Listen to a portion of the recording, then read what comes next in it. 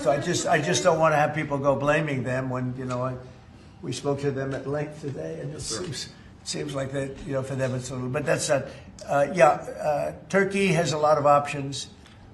He's a great president, a very smart man, and he's going to take, he's going to do what's right. But we had a very good conversation having to do with the purchase of military equipment, etc. Any other questions? Did you make a deal on F-35s, Mr. President? I will be able to easily if I want. So we may do that, yeah. But not yet. Well, it depends. He's going to do something for us, yeah. Please. Is the U.S. going to sanctions on Turkey? Can I ask you, we're a few days away. By the way, here we go with this guy. Go ahead, let's go. Let's hear the question. We're a few days away from the end of the fiscal year and a potential shutdown. Right. Is there going to be a government shutdown? Could be, yeah, because the Democrats are crazed. They don't know what they're doing.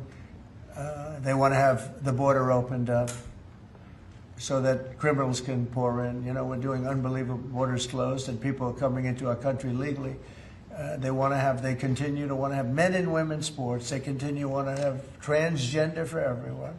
They want to raise everybody's taxes at a number that's not sustainable. This is the only time in the world I've ever seen a party that wants to raise taxes. You know, I grew up in a family where I'd watch politics, and I always liked it from the time I was very young, but I'd always see politicians say, we will lower your taxes. These guys, they campaign on raising your taxes, but they want to raise taxes very substantially. The one thing they're concerned about, I mean, look, Republicans have total control of Washington. You guys have control of the House, the Senate, there's you.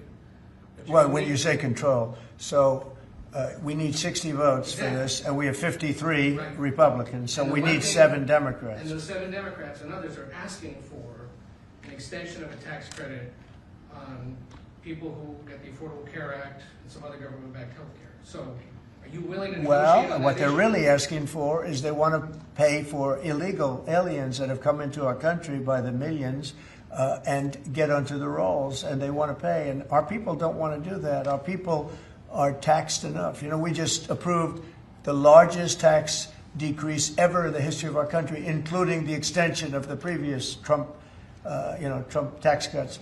The tax cuts that we just approved, they want to use those tax cuts to give the money to illegal aliens, people that came into our country illegally and that are leaving the country. So you know, there's been a self-deportation because of what we've been doing that's been incredible. Okay, yeah, please. Secretary Hexer is inviting military leaders from all around the country on Tuesday. Will you also be there? From all around the country to what? To Virginia. To He's Virginia? inviting the generals and admirals to Virginia for a big meeting. They're not sure why. Well, I know. I love it. I mean, I think it's great. Let them be friendly. Let them be friendly with the generals and admirals from all over the world. Why is there something? No, but is there something wrong with it? And what is it about? Will you be there personally as well? And what is it about? Well, I'll be there if they want me, but why is that such a big deal? I mean, the fact that we're getting along with the generals and admirals from all. Remember, I'm the president of peace. It's good to get along. It's good. You act like this is a bad thing.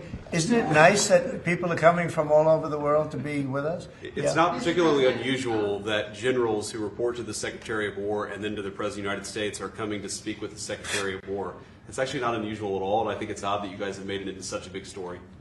Is it a big story? I mean, I don't think it is, sir. I would think it's no, but isn't it a good story? I mean, you know, we're respected from all over the world as a military force. You know, I rebuilt the military during my first term, even though we gave a chunk of it away to Afghanistan. But we're talking Afghanistan too, by the way, about Bagram and about that. But that's a very small amount compared to what we rebuilt it by. But I rebuilt the military, and we're very respected. We have the strongest military anywhere in the world without question. We have the greatest equipment in the world. We're selling the equipment to other countries. And a lot of generals want to be here and they want to look at they're also going to be touring equipment sites. They're going to be talking about the newest weapons, et cetera, et cetera. But I think it's great when generals and top people want to come to the United States to be with our now called Secretary of War. Does everybody like the name? I do. You said something really interesting this week about Ukraine, that you thought Ukraine could get back all the territory that Russia had taken. Yeah, they have a shot at it because Russia. What prompted you to change your thoughts on that? Well, because I've been watching the way what Russia's been doing. I'm very dissatisfied with what Russia's doing and what President Putin is doing.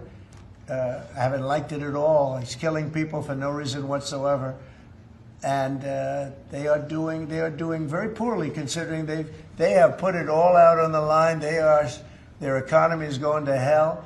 They're bombing the hell out of everything, and they're picking up very little territory, if any. In fact, they're losing some territory.